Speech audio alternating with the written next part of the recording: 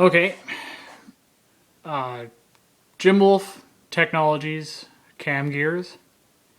In this case for the KA engine, it still applies with any engine.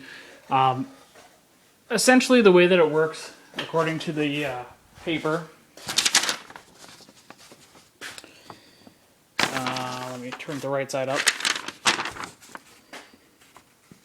You got to match your holes. Essentially, if you're looking for, you know, so many degrees of advanced or retardation,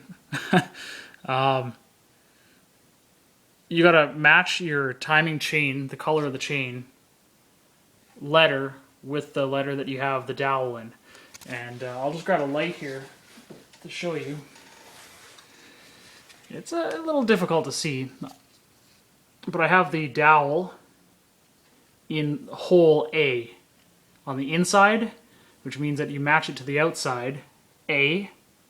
And basically what that means is I have retarded this 2.5 degrees. So my intake, or rather my exhaust cam, is retarded 2.5 degrees, according to the paper there. The intake cam is on B, which is retarded 5 degrees, because 2.5 and 2.5 is 5. And because it's on B on the inside, you match it to B on the outside. So basically your dowel, which is in there, matches B there, because there's a letter B. It's kind of hard to see with this video, but B, B, B to B. And I have A on that side. Now this is just specific my cams Crowler version 3, because I was going by older posts from older guys that seem to know what they're doing. Now the hard part about this, to get everything lined up this certain way, was holding the cams in position. And if you take a look here, this is how I did it. Normally, if you can get, you know, a friend involved or whatever to hold it with wrenches, but I had enough vice grips laying around that were clean, so I basically put them on all the non-important parts of the cams. This way they couldn't move at all, and it would allow me, I only have this one on right now because I wanted to take this off and put the chain on properly so I can describe the video. So this one I don't even need to have on here anymore, but I'll leave it on for now.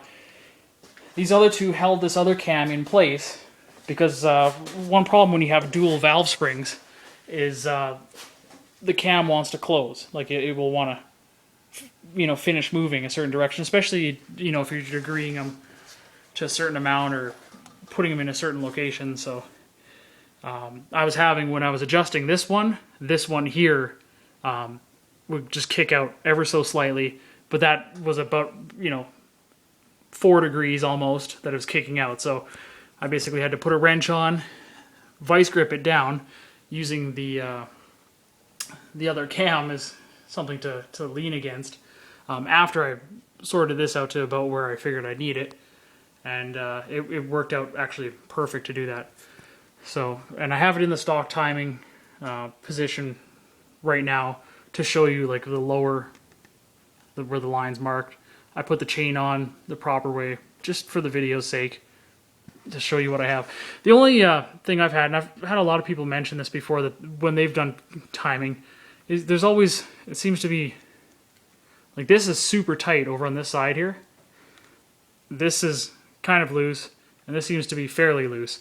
I really don't know what to think about that. I've never actually had to do timing on a KA engine before, and I've never really seen it kind of like this loose before.